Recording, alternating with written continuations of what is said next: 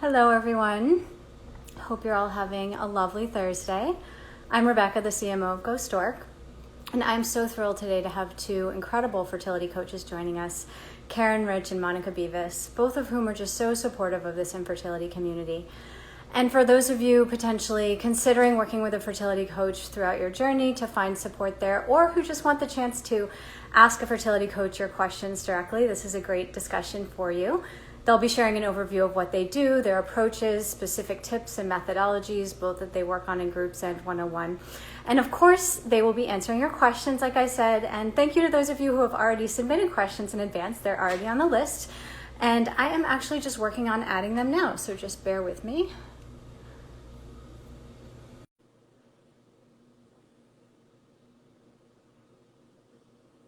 Hi, Caryn. Good. How are you? Hey, how are you? Monica in here. I'm good. Hi, I Monica. I just see saw you there. I Monica. just tried to add you. I like your headband. Hi. Good. Oh, It thank makes me you. so Hi happy guys, when how are people get you? added easily. Good, These good. things are quirky sometimes. I It's so know, lovely to see I both of know. your That's lovely faces awesome. together. How's your day going? It's going. Good, it's going. It's going. We all got Going. the black memo, right? We're all wearing. We match. Yes, yes, of course. Yes, I'm feeling very New York. I just got back from a family vacation in the area. So, and this is where this is from. A nurse Ah. started this in New Jersey someplace. So I got for the Oh, I girls and I love it. got for myself. So a Hello. little black Hi, going on. whoever that is. Thank you. And I like your That is so pigtails too. nice. So cute, Monica. Oh, thank you. And my hair was a mess, so my mom did That's the how I did thing in my the daughter's back, hair and I today. just did It's it. my favorite. Yeah, Yeah, it's so so much better. comfortable when you have the hair done. Of, of course. Thank I you for mean, it also having gives us, me another Rebecca. chance to Thank talk to you. both Yeah, of you, so yeah. selfishly. um, and we can't wait to get into what should be just Yay! a really informative and supportive discussion. But first, I want to thank everyone for joining us already. Hi to everyone now or watching after this. And I also will turn it over to you in just a minute, but I would love to introduce these two amazing ladies and fertility coaches. So Caryn Rich is a fertility coach whose passion is helping women and couples navigate infertility. And I believe you've also dealt with a lot of secondary infertility cases, right? And this is after spending, I think, 8 long years struggling with her own journey to building her family. And Monica Bivas is a holistic fertility and IVF coach who underwent 5 rounds of IVF before finding success, and today specializes in supporting other women going through their own IVF journey and just really helping with what she wished she had along hers. So before we move on, also, if you have questions for Caryn or Monica that you didn't get to ask in advance, and again, thanks to those of you who do, like I said, they're already on the list, you can just do so in the comments or use the little question icon and we'll do our best to get to everything. And finally, for those who are new to us at GoStork, we are the first fertility marketplace where intended parents find, compare, and connect with top fertility providers. And just one thing that's core to what we do every day is bring more transparency to the fertility industry. And adding to that, what we love to do through these lives is bringing you insights and learnings, support, and tips from the experts, as well as from those who have walked the path new intended parents may just be beginning. So without further ado, let's get right to doing that. Everything okay there?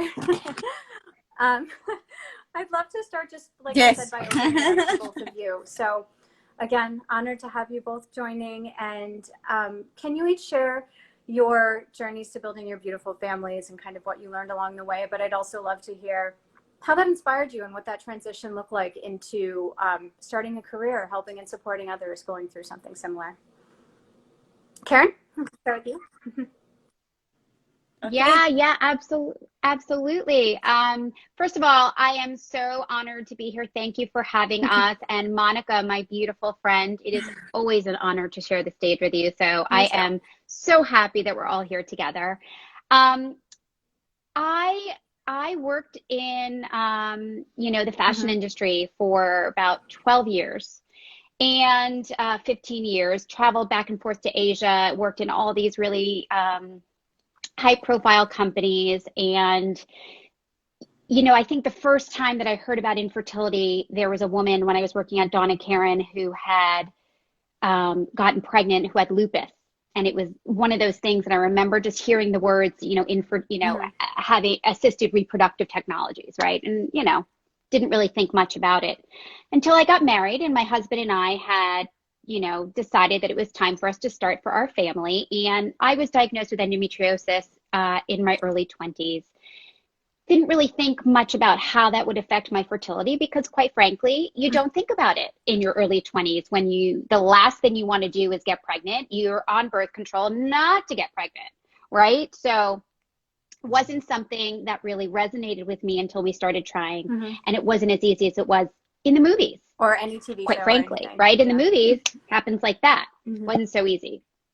Or any TV show, like that first month, and Monica and I talk about this all the time, like the first month you're trying to baby dance, so much fun. Second month, a little less fun. Third month, a little less fun. By the sixth month, you're done.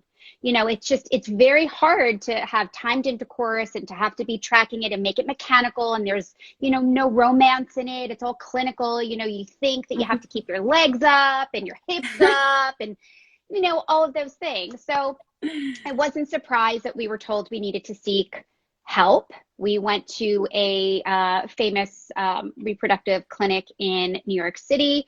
And I'm happy to say first round, first shot IVF, we have our son who is about to turn 15. It was great. But it kind of lulled me into this false sense of IVF is easy and it's a piece of cake, right? Even though in perspective, it wasn't so easy. It was something new. But by comparison, it took me 5 years and 15 infertility treatments and 5 miscarriages to actually have another viable pregnancy. And what I learned along the way was that I had come up with this roadmap, a right way to go through the journey and a troubleshooting way to go through the journey, and steps and check marks that you had to kind of check off in order to have success. I was deemed unexplained, which I call BS and unexplained. And really, there was no one out there to kind of, first of all, tell me that it was going to be okay. Tell me that they've been through the same thing and to help me figure out what I had to do next to have success. Being stuck in infertility for a extended period of time, there are no words. It's hell. It is hell. And then wondering if your next pregnancy, if you're going to have a miscarriage or not, there's just so much uncertainty that it's really hard. So when I had finally made it through my journey, which also included a natural pregnancy with 1 tube in my early 40s, it came to me that I wanted to help others get there more quickly and more easily than I did, that was the calling that was on my heart. I used to joke when I worked in the fashion industry that I wasn't, doing anything that was, super important. Yes, it felt great when I was walking down the street and I saw people who were wearing my things, that I had worked on, but it wasn't anything that I felt like I was leaving my mark in this world. It called on my heart to be able to help others do that and to have what I didn't have in my journey. So that led me, one day to just say, I'm going to do it. I'm going to help others. And that is what I do. That is my passion. It lights me on fire every time I get a message or a picture or an email sent to me saying, I want to introduce you to so-and-so. I thought it would never happen, Caryn. Or Caryn, after our first, session together, I feel so much better. Like hearing that lights me on fire. I have chills, so that's just a little bit about me, maybe not such a little bit, but that's how I got here. And I couldn't be happier. I said yesterday, I had chills and tears reading one of your posts, just also your honesty and sharing your personal story. I think it's just so supportive in general, let alone what you do with your clients. So, and Monica. Thank you. Thank you for that. Thank you, Rebecca. So my story is kind of similar like Caryn, and I think this was one of the things that connect us. We met in a live that Samantha Bush actually did, and we got clicking, She's almost immediately. Yes, that's how we got so connected, and we have so much similarities. I went through 5 cycles of IVF, and as I always tell and share in my story, like Caryn, I never paid attention when I was younger about my fertility. First of all, because I never was into children or marriage, and not because I didn't like it. It's just because, like, when I started 15 years, no, actually 18 years ago, when I met my husband, I was not into that tune of marrying or having kids. I thought the world was upside down, and look how it is now, and now I have children. So, and I come also from a very fertile family from my mom's side. They were 18 kids, 9 girls, 9 boys, same parents. And everybody got pregnant with the blow of a kiss. So I kind of took it as granted. So when I met my husband and I met my stepdaughter, that in that time she was 1 year and 4 months, I kind of start to feel that I want my own children, my own baby. Why? Because it was so hard for me to just have her like for a few days or for a few hours and then see her going back and, you know, that emptiness. So as well as Caryn, we start to try, you know, like, and I thought that the next month is going to be like, I'm going to have the stick with a positive test. It didn't happen. So like Caryn says, 6 months later, I was already frustrated and I was already thinking there was something wrong with me because he has a child and it's not working as we expected. So we try for a year, you know, we go to the doctor tells you try Clomid for another 6 months. And if after a year doesn't happen, so come back. And that's what happened. So we came back and they did all the blood tests. Everything came okay. But when we went to do the hysterosalpingogram, which is the one that checked the tubes, they found out my tubes both were blocked. And we did 2 laparoscopies to try to open them, and eventually it didn't. That is when I learned that it was not okay to have heavy periods, painful periods that I always have, all my life have them, and because my mom and some of my aunts, they have the same. So that's what they knew, and that's what they passed to me, and it was normal. So we decided, you know, like, we need to go. No, we decided, actually, that was the only way for us to be parents. It was IVF. And, you know, 15 years ago, there was no social media, no Facebook, no Instagram, no nothing.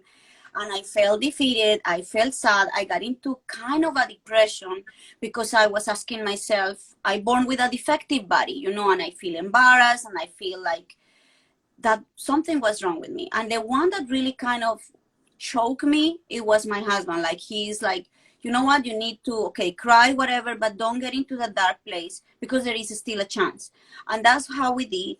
The same like Caryn, first IVF cycle was successful. My daughter is also 15 years old, but then the nightmares start. So my second cycle was canceled due to a mistake in the clinic. They switched charts and they put me the medicine of another patient. So I got OHSS. Our doctor and our clinic took responsibility. So we jumped into the third cycle after 3 or 4 months, you know, of waiting from the medicine of the second cycle to, you know, go away, my ovaries to calm a little bit and get back to their normal size. And this third cycle was a positive outcome, but unfortunately at 39 weeks, I had a stillbirth baby girl. I developed some kind of blood clotting issue, which is also very normal during infertility treatments. And unfortunately, I had to go to deliver my daughter death at that time. So this kind of turned my world upside down. I went into driving my husband and my doctor crazy that I need another IVF because I need to, you know, fill that hole, because it's a very selfish way of thinking, but that's what I was feeling. So we went, and the doctor said, I'm not doing that to you. You are not emotionally, physically, or, you know, mentally ready. You need to grieve. You need to let this move. You know, I need to feel my pain. That's also when I kind of learned that we need to allow our feelings to be felt, no matter if they are positive or negative. But forget it. I drilled him. He gave me the name of another doctor, RMA of New York, which is also a great clinic. I went there to a new doctor, and he was also insisting that I'm not ready. I don't know what I did, but whatever I did, I put him and my husband against the wall. Probably they felt that I was pointing them with a gun, and he accepted, you know, to do it. But what I did, it was worse because I brought more pain to me. Yes, I got pregnant, but at 7.5 weeks, I miscarried. And then all of this crumbled my marriage down. We almost got divorced with my husband because all of this affect your environment. It's like a wave, you know, like when a atomic bomb explodes and all the waves destroy everything, that's infertility. And if you don't have the support, I didn't have it, I didn't want it. I told my husband, if we get pregnant, nobody needs to know how it was, because that shame. And then we went into this dark place. We almost got divorced, and then we realized that we need to either get divorced or either work on our relationship and ask ourselves, you know, we still love each other? That's the main question. Are we still in love with each other? And both of them were there. So we worked for a year in our relationship, and after a year we decided to go into our last IVF cycle. And no matter what was the result, we decided if it doesn't work, we stayed with Elia and my stepdaughter Daniela.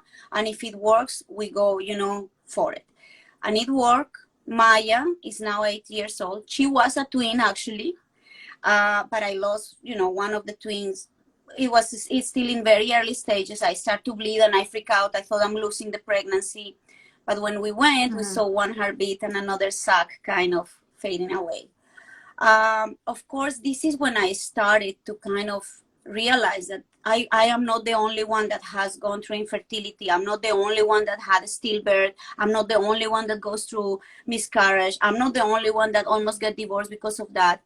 And I wanted to open my heart and help others because I didn't have that help. And as well as Caryn, I love what I do. And I feel the same joy when I receive testimonials or emails letting me know that a session with me, you know, gave them so much hope or helped them to change a little bit in their lifestyle.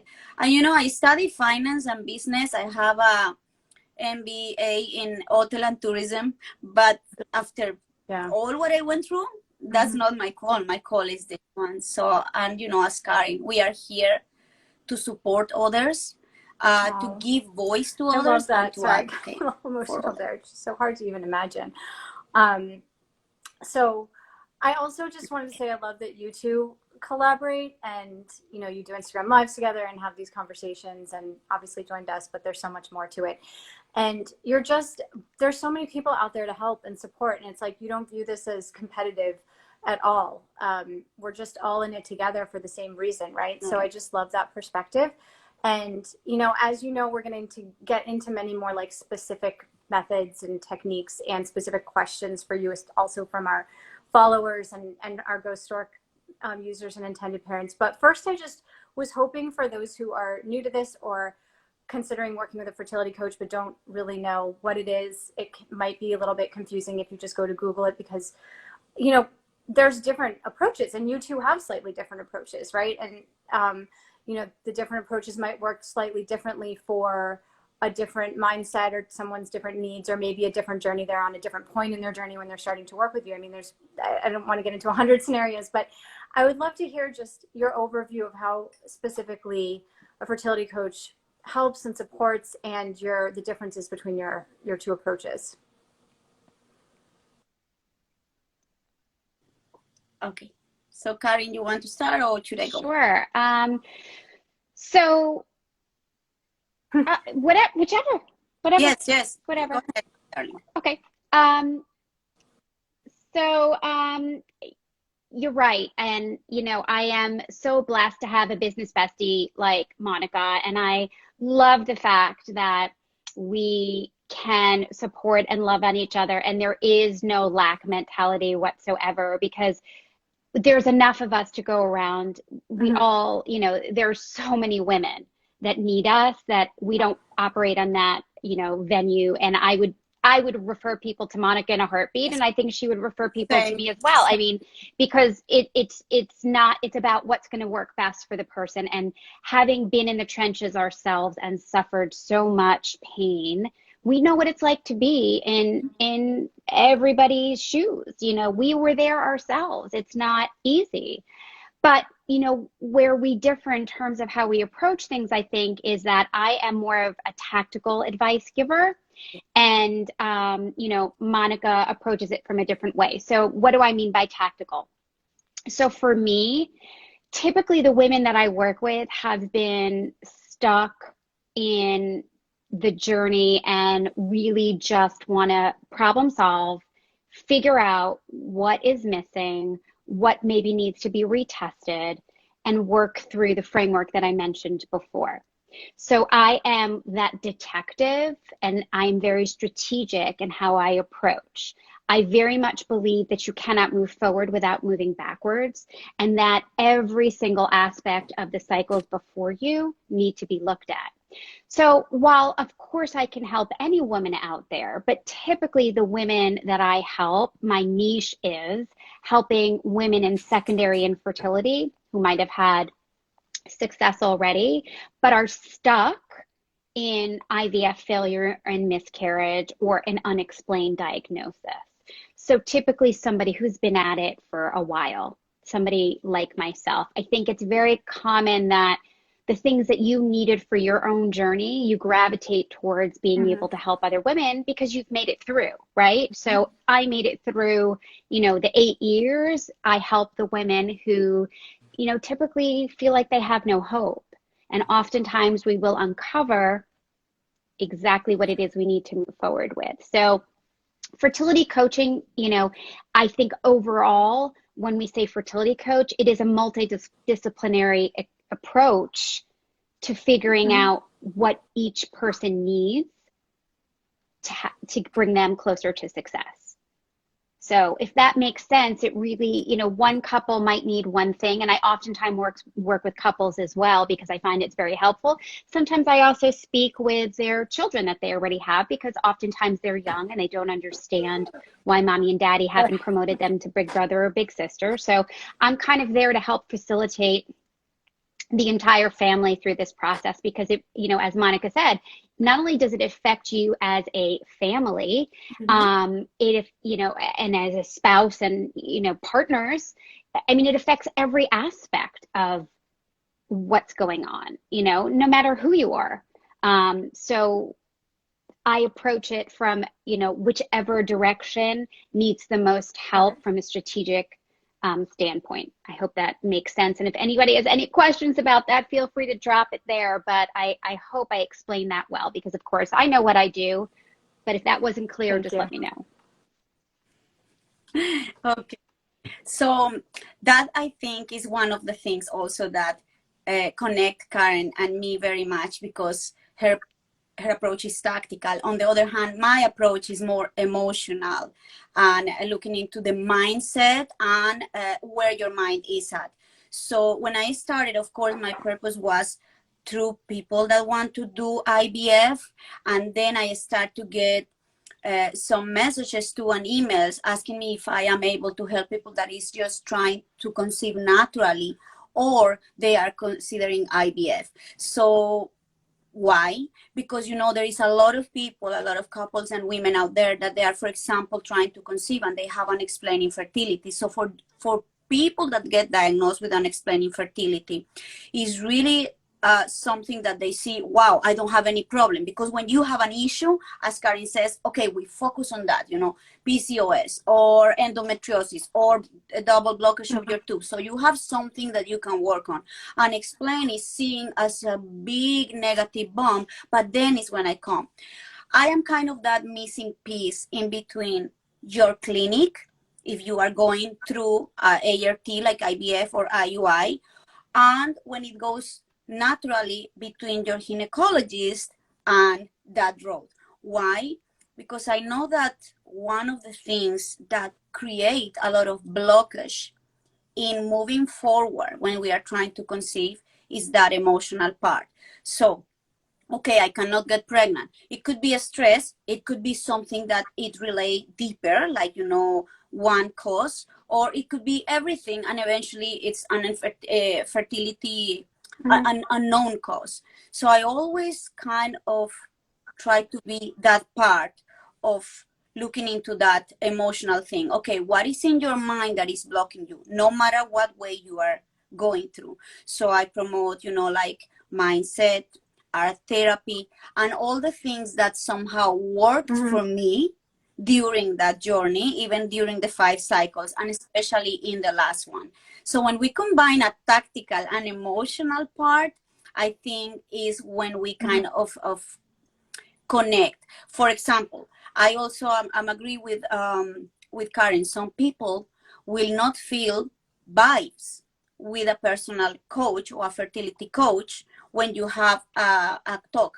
So I think that Caryn too, I for example, offer discovery calls because I like to first kind of have a personal touch with whomever wants to get my services, anyone that is a potential client. Why?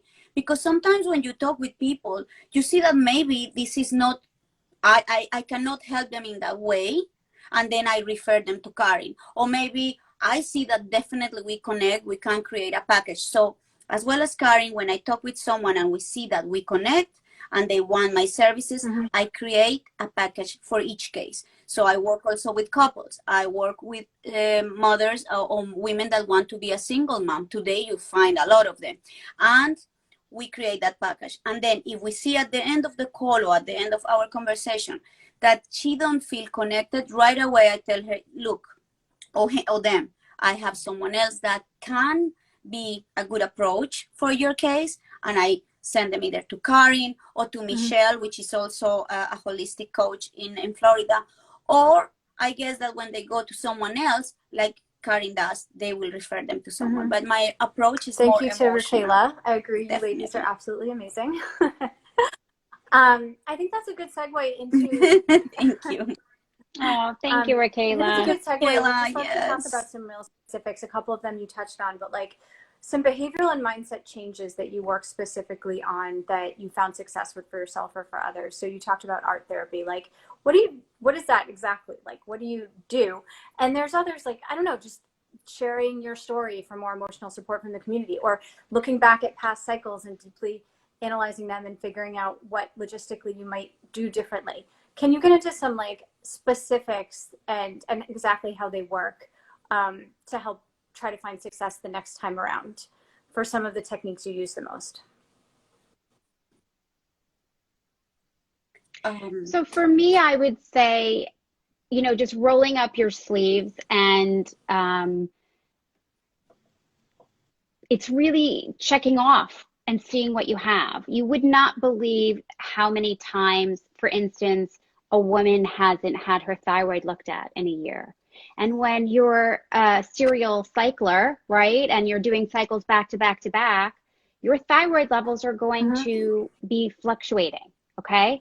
And in order to have a successful pregnancy, you need to have them in a certain range, and it's not what LabCorp says is the right range, and it's not what Quest says is the right range. It's the right range that an immunological doctor will say, this is where your blood needs to be, your TSH, your T4, your T3 needs to be, because once you do fall pregnant, those numbers are just going to raise higher. And a lot of people don't understand that the thyroid is super important when it comes to sustaining a successful pregnancy and a healthy pregnancy and a viable pregnancy. So that's just one example of something. You know, 3 out of 4 people that I work with have an issue with their thyroid, whether it is some kind of immunological issue or it is triggered by the constant hormone fluctuations that happen when you are doing ART. You know, each approach needs to be very separate, but again, strategically, the way that I work is I know what to look for. I know what, you know, I know what questions to ask, and I know what tests to make sure that are done. I know what ultrasounds I want to see and when. What are some of the other tests, for example? You know, I mean, there are so many different tests, but, you know, for instance, if somebody has had even one miscarriage, and we know that, let's say that they're doing testing on the embryos, we know it's not genetic. So there's something else that's going on, which would tell me that it could be an immunological issue. And there's a whole panel and there's a whole array of tests. And depending on what's going on, you do certain, you know, of those tests. You don't need to do every single one of them. But for instance, in a case like myself, there was something that happened where after having a first child, my body got triggered. And it was an immune response as to why I had so many miscarriages, right? And telling me that I'm unexplained, like, clearly you don't know me. Like, I'm a bulldozer. Don't tell me that I can't figure this out, because I will figure it out. So it's like giving advice. And that's what my jam is figuring it out. Tests as well, right? Kind of building up your confidence. 100%. And that's Exactly. So what my job is, like Monica, is I am the in-between between you and your doctor. But with 1 in 8 women being infertile today, 16% of us, clinics are full. There are so many patients and there are only X amount of clinics. I hear it every single day. I don't get enough FaceTime with my doctor. I don't get to ask my doctor questions. I have to speak to a nurse. I have to speak to an administrative assistant. I'm getting messages through. There's no personal touch anymore. And things are falling through the cracks. Doctors are putting patients in boxes, right? So that's what I help them do, is I help take them out of the box, help them figure these things out, things that may be missed. And any doctor who tells you that you have an immune condition and doesn't treat it until you're pregnant, well, that's too late. And I see it all the time. I just worked with somebody who not only had a thyroid condition, but she had an immune condition that the doctor's like, oh, yeah, I knew that was there. We uncovered this. And I'm like, why aren't you on some kind of anticoagulative, medicine? And the doctor's like, oh, yeah, we're not going to treat that until you become pregnant. Well, she already had 3 failures and 2 miscarriages. Like, when are you going to decide to treat it? So again, that is why, that is what I'm there to do, is to be that advocate, and to help you come up with a plan on what to and how That's to really talk helpful. to your doctor. Thank you for that. And Monica, tell us what you do with art therapy specifically, or any other techniques or specific, methods you use. Yes, one of the things that I think I need to name of what Caryn says is definitely one of the things I always advise to someone that comes to me is that you need to have a voice, first of all, with your doctor and your clinic. And that voice means the following. I always advise this. If you have repetitive cycles, or if you are coming after 1 or 2 cycles that you fail, there is something that they are doing that is the same, as Caryn said, that is not working. That's number 1. So if you are going back to your clinic and you had a failed cycle with that, one of the things I always recommend is why you don't look to other clinics, why you don't look for a second opinion. Always second opinion, or even third opinion, is very important. Once we are there and you feel comfortable with your clinic, comfortable with your doctor, you ask all the questions, check what are the positive outcomes. And positive outcomes are not positive tests. I mean babies alive from people that have had infertility issues. Then, if you are in that environment, in a clinic, and a RE, a team that is going to treat you the same way that they treat all these moms and all these couples that have the babies, and you're still stuck, so then I come there. So, mindset, because we are already in a place that you feel secure, you can ask all the questions, but something is blocking you. So art therapy, why art therapy? So what I did work for me, it was, for example, coloring. Why? Because when we put our minds in something that can help us to distract the continuously, what if it doesn't work? What if I am not, and we are in a protocol that is going smooth and nice. So then that's when you can work with art therapy. Coloring, reading, knitting. Why? Because we are always bringing from our subconscious all the cheaty things. That's how the life works in general. Our subconscious is the one that always throw the things of what if it doesn't work, what if it is something like that, or what if it, whatever, all the negative. However, before jumping into doing something that is gonna help you shift your mind, I always recommend feel the negative feelings, because when we pile them up, we are doing toxic positivity. So sit, give 20 minutes, half an hour to your cheery feelings and feel them. Rant, and Caryn can tell you, sometimes when I feel that I want to rant, the first person that I can think to text and tell her I need to rant is her or Michelle from the Wholesome Lotus Fertility. This is my 2 goals to get there. Feel them, write them, or if you have someone, even like Caryn, that is tactical, and you need to rant, and you are a client of Caryn, you need to tell them, I feel like shit, I feel that this is not gonna work, I want to cry, do it. Why? Because that's the only way to let go. That's the only way to open a space to create. So once you do that, Then you sit and say, okay, now what I can do, what I have, how I can count my blessings, what I can do to make this easier. Because let's face it, you cannot control this. We cannot control it. So the only thing that we can control is the way, how we act upon it. What I can do that I can control on this shitty thing that is infertility, because let's face it, it's shitty, it's crazy, drives us nuts. What I can do to ease a little bit. So that's why, for example, I create the IVF planner. I send one to Caryn so she can. Just taking more of the guesswork IVF out of it and having a specific plan, like writing. Numbers. Right. Yeah. Exactly. Why? Because I was a mess. Every numbers that they give me, little papers, and then they get lost, and then I'm like, the F word will come, the cry will come. Where is my numbers? Where is this? So I sit and I said, we need to have a plan.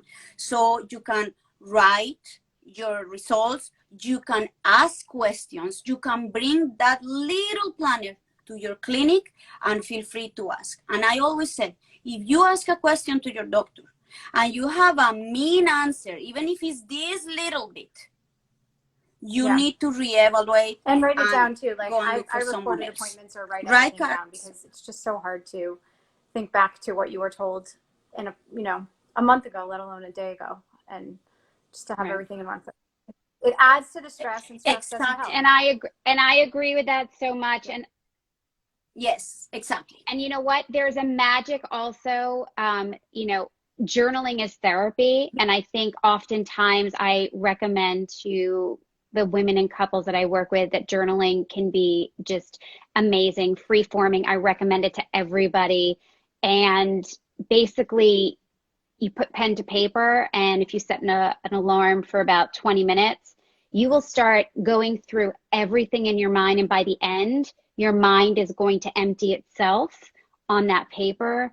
And that last thought is the thought that's bothering you. Like, absolutely. It's just magical. It's absolutely magical. And speaking about getting a second opinion, girl, I got a second, a third, a fourth, a fifth, a sixth. Like, I had gone through so many different offices because I just wasn't. I had commented, somebody had posted something on Instagram recently and said that they had been going through 4 years of, unexplained infertility. And I felt awful that I triggered this person.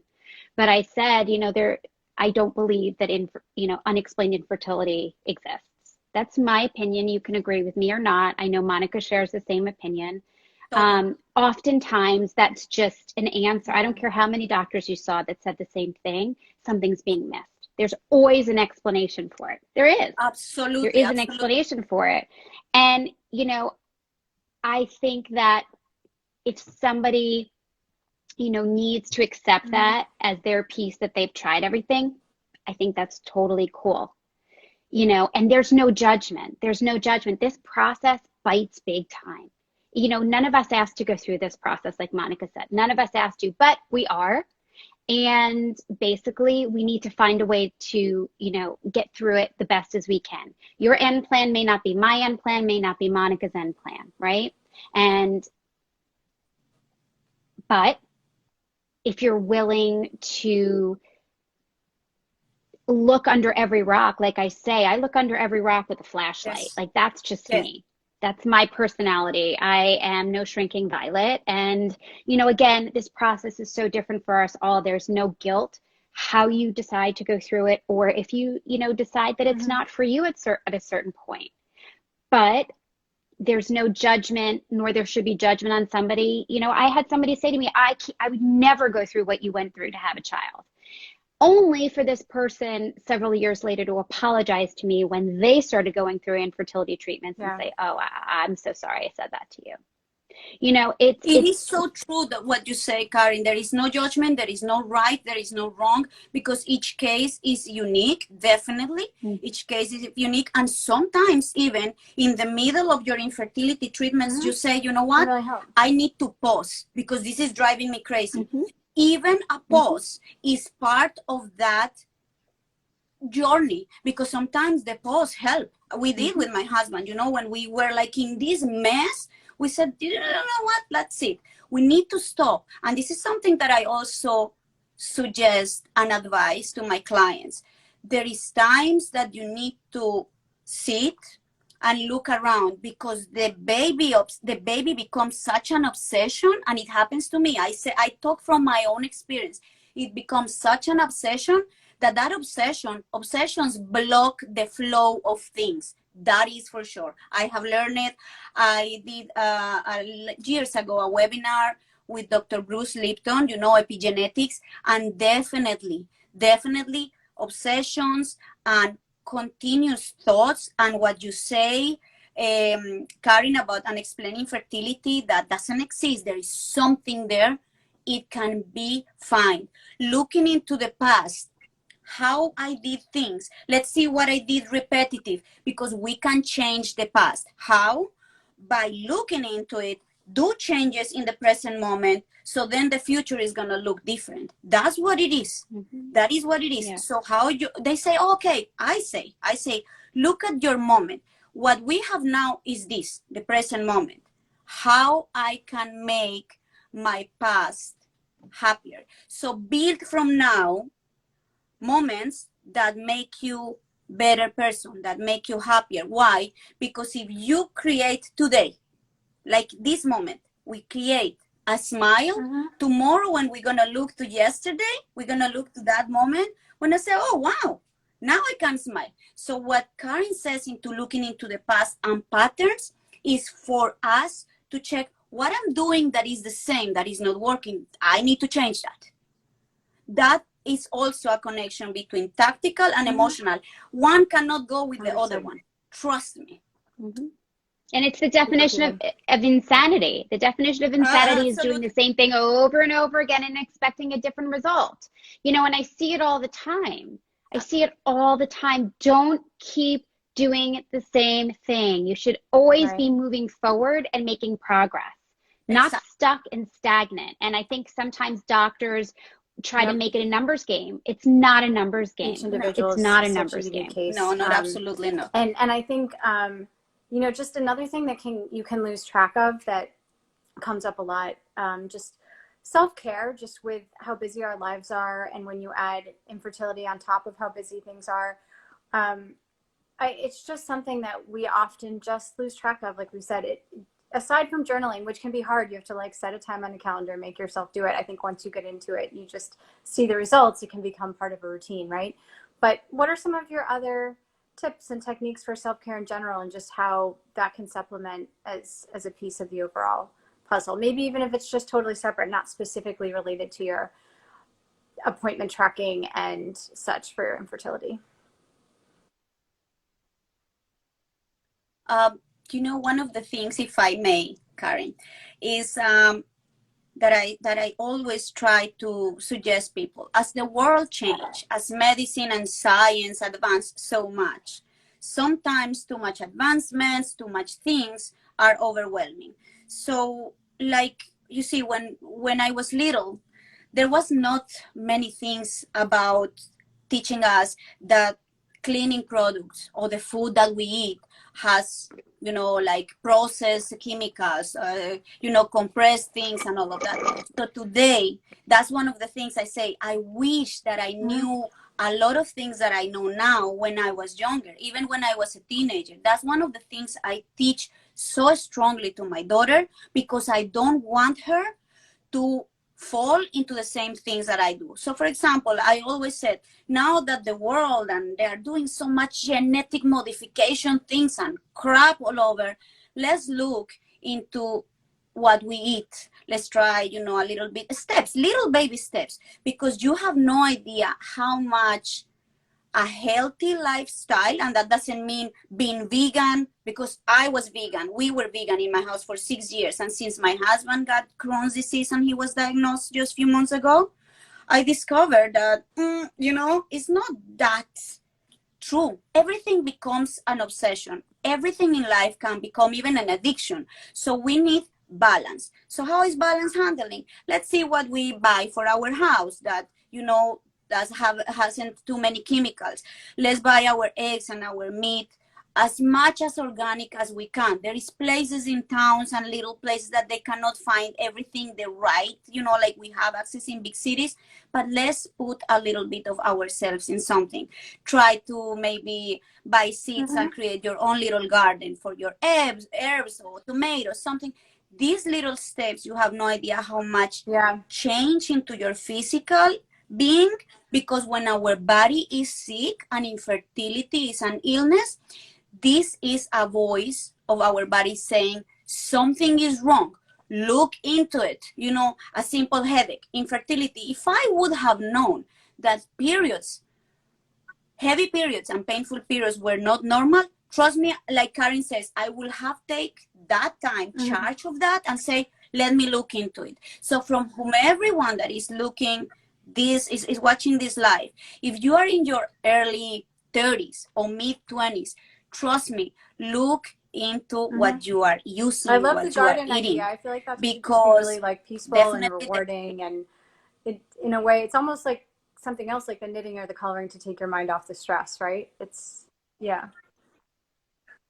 Oh my gosh, it's a therapy. It's a therapy. Aww. I have tons of mint here, for example, and basil. I love that, 2 herbs. So with my husband, it's so nice to go and like take a little bit of the leaves, make our tea.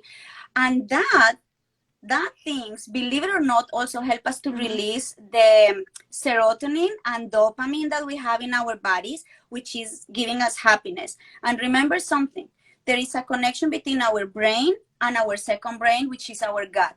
And just to leave you with that, I didn't know until a few months ago with a friend that 70% of the serotonin that we produce is not produced in the brain, it's produced in our stomach and our gut area. And all our organs for reproduction, they are there. So if we take care of that part, we are basically by default that's a really good care statistic. of our I don't think organs. everyone's aware of that. No, I didn't know until my friend told me, oh, that serotonin and all of the, even our, what is that, Caryn, the name of that a hormone that is our sexual hormone too? Endorphins. Endorphins, right? Endorphins. Even that. And but it's not just for sex, but it's things that make us happy, right? Yes, make us happy and create the passion and the lust and whatever. Because you know what? One other thing that is, and with this I finish that. One other thing that we also forget is that sex during trying to conceive, no matter how naturally or earthy, becomes a burden. And this is something that it shouldn't. We must remember that part is the fun part, and not put it aside. What are your best self-care tips? Yeah. So I've got many, but the one thing I want everybody to remember as a couple, when you're going through this together, when your partner's going through this, what did you like to do before all of this, that, right? Craziness, before all the mishigas, right? Like, don't lose all of that, have sex just to have sex. Baby making doesn't need to be stressful. Like, did you like to go to the movies before? Did you like to go on dates? Like Monica said, we become so obsessed. Our minds, everything you do is about having a baby, especially if you have one at home. Everything is fighting for your time. But you need to make time. And more importantly, you need to be on the same page. That is a big self-care tip right here too. One of the main things that I always work on with my couples, you've got to be on the same page. Do not take for granted that you are on the same page. So you need to have time to connect, have a glass of wine together, and, talk about what your end game is, what you want, what they want. You can't lose sight. You cannot, your partner can be your best advocate or your worst enemy through this whole thing. So you have to stay connected. You've got to find a way to stay connected. And, the other thing that, I tell everyone, if you've been hanging around with me for a long while, I always say, find your Twilight. I literally watched Twilight hundreds of times when we were going through our journey, because going to Forks, and I know I am so aging myself right now, folks. That was That was my thing. Like I loved, I was team, Edward, and that was it, like Jacob was nice to look at, but I was team Edward. It got me through. So not, it was kind of, there was no 50 Shades of Grey back then, that was later. Too. So, that was my thing, which by the way, well, 50 Shades of Grey was actually based on Twilight. Little fun fact there. It was fan fiction based on Twilight. Yeah, stick with me. I'll tell you all the fun facts. But again, just trying to get back to like, what is your Twilight? Is it, what is it? Find something on TV or do something. Is there a book? Are you a crafty gal? Do you like to do crafts? Do you want to do something to get something? Go painting. Go drink wine and paint together. Like do something together, creative. But I was just saying this to a couple, last week we were talking. You also need to have time to yourself. You're also entitled to go out with your friends and they are entitled to go out with their friends too. You don't need to do everything together. But again, there needs to be a balance. What did you like to do? What do you enjoy to do? Yes. Keep doing that. Don't let this process, don't look it will drive you crazy if you let it. This entire process. You didn't enjoy the time, And what are some suggestions for how to enable whether your partner or friends or others to be supportive, be like a positive influence in your life, especially for those that might not understand or haven't gone through it?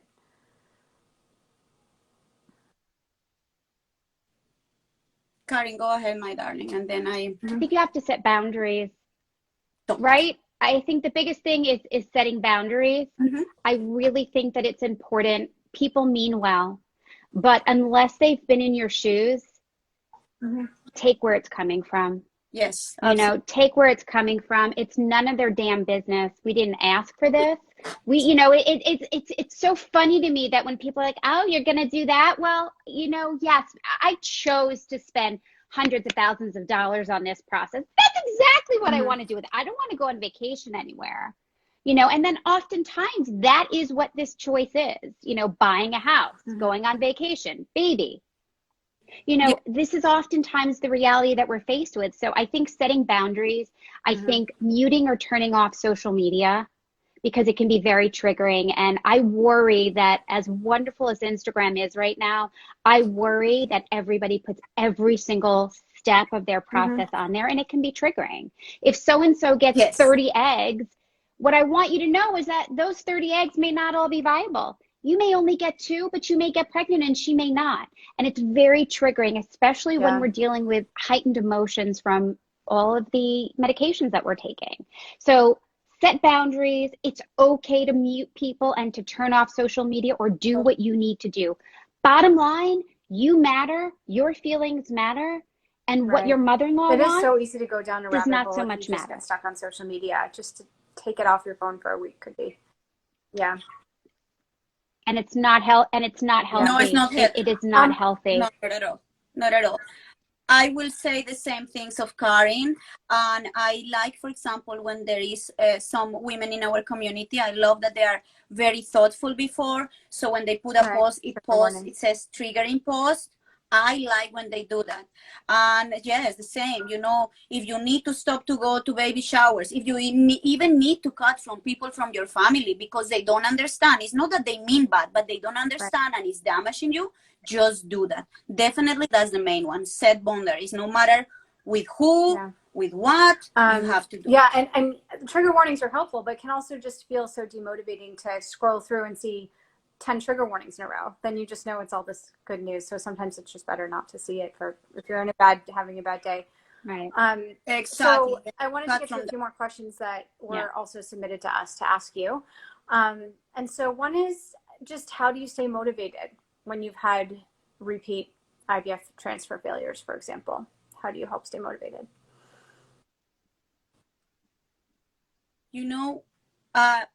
What I'm going to say, maybe it's a little bit too, it could be out of tact. It can be taken as anyone want to take it, but I have learned from my own experience. And sometimes, we cannot change what is happening outside us. We can only change from within, right? I went through stillbirth, and I'm not gonna lie to you, I had in my head the thought of taking my life, and I am very open with that too, because there is a lot of people that keep quiet and eventually something happen and you don't know. So talking about what you are feeling with someone that you think is close enough to you, not to give you even advice, but just to listen. So having someone to listen is very important to keep you motivated, because sometimes that's the only thing we need to just get it out and not even hear any advice or something. And just you get can it tell out, someone because at we the need beginning, I'm not looking and for the advice. other Don't thing worry is about finding a solution for me. totally Just listen. I just want someone to hear, like I do with Caryn. Caryn can tell you, I need to run. It's just like the full text, and I felt so like relief. And sometimes I don't tell her if I need or not advice, because she already knows, and Michelle too, they know. But if you have someone that you think it could be someone that can hear you, you tell that. And the other thing, Rebecca, and it's gonna sound a little harsh, but it is true. Happiness, in my opinion, and motivation is a choice. So it's in our hands to decide if we want to get drawn in deep shit, and I tell you that from own experience, or if we say, you know what, yes, this is freaking hard, this is terrible, but I can, my only way to get out is to climb up. If you don't have anyone, because you don't want to talk with anyone, because you just isolated yourself, you are the only one that can choose. Either you victimize yourself, or either you say, that's it, and I'm telling you again, I lost a baby, a complete child. It's something that has no name. And Caryn can tell you, that pain has no name. I always give this example. You lose a parent, you are an orphan. Or you lose a mother, you are an orphan. You lose your husband or your wife, you are widower. When you lose a child, no matter which stage, and the oldest, the worst, there is no name for that. So I decided, I could have decided to just take my life and not feel that pain and being such a selfish with my husband, my mom, my daughter, but I chose not to. For whatever reason, God helped me, and I chose not to. So it's a choice. If you have no one, you need to somehow get that strength, because we're born with that strength, and get out of there. Sorry, but that's how it is. Oh, that's how I see it, and that's how I can give you the best advice. I don't know about so how do you deal with this? Came in from someone else. How do you deal with the fact, if you're in the scenario where you find out you can't have children with your own eggs? This is sort of more specific, and that can be tied into also fears that with donor eggs, that might also not be an easy journey, right? Have you worked with clients going through that? Right. Yeah, absolutely. And I think that, it is a very personal decision. It is a very personal decision. And I think that again is one that needs to be discussed with both parties, and no matter what kind of couple you are, right? Like, that is a very personal decision that, in some cases, there could be no genetic component to your child. And that is something that you need to be 100% okay with. There is no right or wrong answer, because I've had people who, who don't feel comfortable with it. I think that there's going to be a period of mourning. I think if you're told from that onset, just like when you were told that you are infertile and that you couldn't do it the natural way, there's going to be an adjustment period where you're going to have to adjust to this idea. But ultimately, nobody can make that decision for you. You need to work through that together with your partner, and decide whether or not that's something that, is if that's if that's something that you are willing to do. And I will tell you, there are several women that I know right around me who have done that, and it's not even an issue. It wasn't even a second thought for them. I think the stigma, there's so much to be said about nature versus nurture. but again, it's a very personal decision, and not one that can be made. But I would say you have to take the time to let it sink in, journal on it, work on it, be spiritual about it, see a counselor if you need to, get help to work through it. But just like anything else in this process. And you hope that you can become like at peace with it and start to feel like it's this wonderful option and journey for you, and that it can help you have your child. But right. Of course. I just like, but there's no judgment. But if there's no judgment, if that isn't your way, like that we're moving past that. Yeah.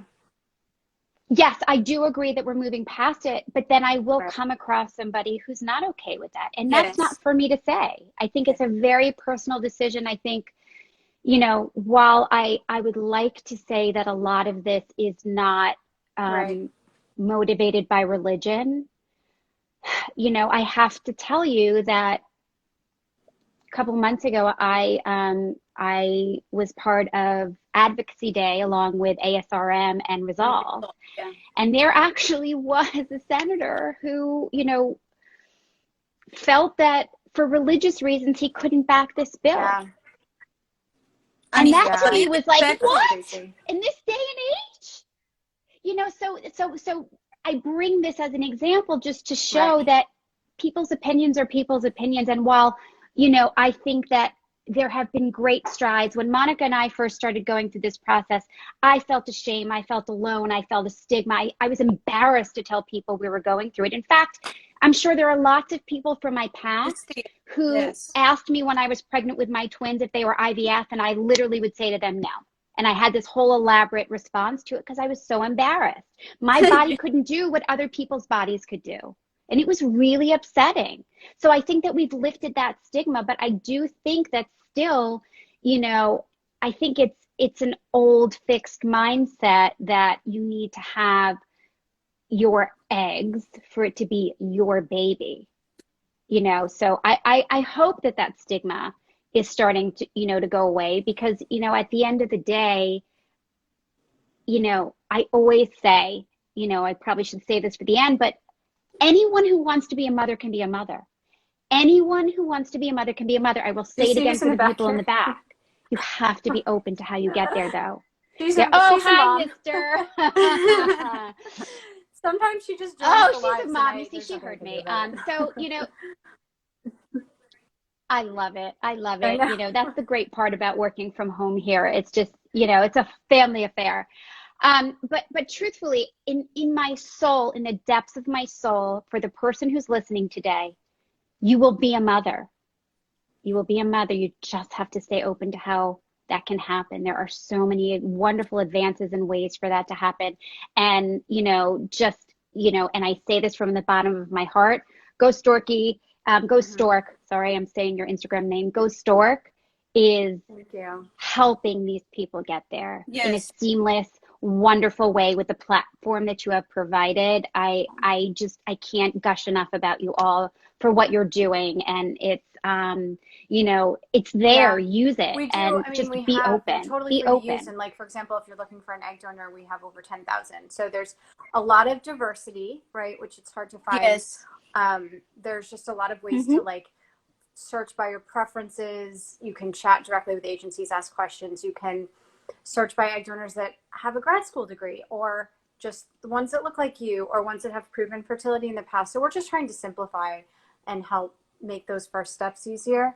And one thing you said earlier, just about that feeling at a clinic potentially where, you know, you might feel more like a number than a patient and a real person. And so we're just really excited to launch our fertility clinics marketplace, and we will have success rates, which you, as you said, live babies. So success rates, congratulations, by, you know, your specific case, whether you're, you know, doing IVF for your gestational carrier, for yourself, etc. And the ratings and reviews we do personally, there's a question about did you feel like a real person or a number? We have that in our questionnaire for our surrogacy providers as well. So it really comes from that perspective of the intended parent. You can see the real verified review. So we're just trying to give you all the information you need to make it easier. And like, if you move or do one journey and then you go through some kind of trauma or you need to take your break, you can come back and do a new search and maybe find a better fit. So I just really appreciate you saying that. And thank you for I feel like that's kind of like a good mantra, Caryn. Do you, Monica, I know we're a little over time, but Monica, do you have any your words of wisdom or your mantra, or your, final words for example for intended parents or patients just beginning their journey that, you have so much experience with? Well, always make sure of something, that your ultimate goal, yes, is the baby, is being parents, but this is not your main thing in life. And like I said, in the beginning, don't make it look, or don't take it as an obsession, because when it becomes an obsession, it's blocking it. So yes, that's one of your main goals. But never forget that before getting into where you are now and before looking into parenthood, you have a life. So try to balance. That's the best thing. And live life, because there's only one life. And with all what is going on in the world, with what happened before, live life and live it along with the process that you are going through. Because what happened is that we take infertility like it's the only thing that is happening to us now. And there is others. You have a family, you have a husband, you maybe have a child. So make sure that you try to have balance in your life. It's easy to say and it's very difficult to take action upon it, but practice is what makes perfect. And don't get me wrong, I'm not balanced in any way. I'm perfectly balanced. No, I'm not. I need a coach sometimes. We're imperfectly perfect. We're all imperfectly perfect. Because it comes from a good place. Of course, you're going to obsess about having your child or your second child. And like, I've been through a long time in a NICU, right? And a pregnancy that almost fell apart close to the time that yours did. And like, of course, you're going to go to a place of obsessing about every detail, but you take a step back and make your plan and still do everything right. You go spend as much time in the NICU, sanitize everything, pump all day. Like, you have your plan, you work with the nurses. The obsessing part and the stress just doesn't help solve the problem for you or your partner or your child. And it's just so hard not to, because like I said, it comes from a place of love and just hope, but in the end, it doesn't help, right? So but also don't Google it. You know what? Do not go to Dr. Google. Do not go to Dr. Google. Because let me just be clear, because something happened to Monica doesn't mean that it's going to happen to you, Rebecca. Doesn't mean that it's going to happen to me. So let's be clear about that, number one. And number two, speaking of the NICU, I had my experience in the NICU, and just because nobody else could tell me that my daughter, who was born at 23 weeks, the size of my hand, wasn't going to come home, didn't mean that she wasn't going to come home. And let me tell you, folks, my daughter, who had a 3% chance of survival, came home to me. So don't let anything be a limiting belief. Don't let any doctor say to you that, and I actually had a doctor say to me after that pregnancy, after my twin pregnancy, never to have a baby again. And guess what? He told me it was my fault, that it was my body that wasn't going to ever give birth to a pregnancy again. Guess what? I have a little 7-year-old walking around. So, shame on him. Don't let anybody put baby in the corner. And you were, okay? That is my thing. Experience that do not do that. Story about yesterday that really got me. Yes. Yeah, me too. And you are so right. It's always listen. You say it, Caryn. Always listen to your inner voice, because even if you fall and make a mistake, doesn't matter. It's yours, nobody else. So you don't. That's it. Because that voice, when you don't feel something, trust me, I'm telling you. Trust it. Always trust it, no matter. Always trust it. Be okay, it's always right. No. It's all you know your body better. Do you know how many times I talked to a woman who was like, was wrong, and I was right. Yeah. Right. When I had my stillbirth, I knew for some reason that something was very wrong, and I even crossed my mind my mind. And then what happened? I felt guilty because maybe you go with that. Oh, I brought the thought. No, something. And No, we Always share listen that. to We share that, and there's always these decisions that we need to make. And, Monica and I share that in common also. Yes. It's very difficult to do that. But again, you have a choice on how you're going to deal with any of this adversity, right? You Forget control that. how Yeah, you deal you with just this have to be adversity. reminded all the Always time. listen to your Yeah. gut. Always advocate for yourself. Yes. Totally, Always. totally. And it's It's the our simplest Well, choice. thank thing. you both again so much for all the thoughts Absolutely. you've shared today and through your practice and through your social media, though take breaks from social media when you can, but if you want support, these are both wonderful accounts. And, thank you again for joining us. And I just wanted to end on a quick positive note. If there's Thank anything you. personal or professional that you're excited about coming up that we should look out for, let us know. When's your next live or collaboration? Any group courses launching soon, just let us know. Yeah, no, Thank absolutely. Absolutely. And Monica and I will be live on Tuesday morning if anybody Yes. wants to come and see the Monica and Caryn show again. Yes. And I just wanted to say I'm very grateful to have such a lovely relationship with the lovely people at GoStork. And I did get a little sneak peek at this new application of finding your clinics. And guys, it is spectacular, just like everything this company does, right? So, take advantage of it. It is free, guys. It is out there for you. They're doing this for you. Take advantage of it. They are amazing people. Well, Do you see all those hearts going up?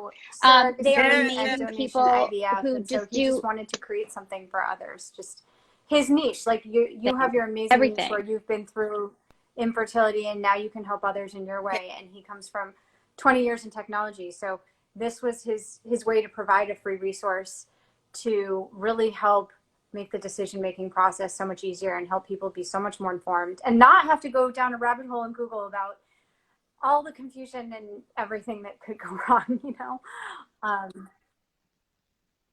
Well, I'm a spreadsheet girl and I love your spreadsheet application. So it was done in a very, I like a visual thing. So guys, please support this company. Honestly, from the bottom, I know I speak for Monica too. First class company. They are there for you, and that is why we love you guys, and we're so honored. And thank you so much for having me on today. And I let Monica speak. I won't speak for you because I've got a chatty mouth. But thank you. It's been a pleasure. You look beautiful, and it has been such an honor to share the stage with you guys today. And thank you for having if anyone wants to hear more of this, Rebecca. They're amazing. Thank you, Rebecca. Thank you so much.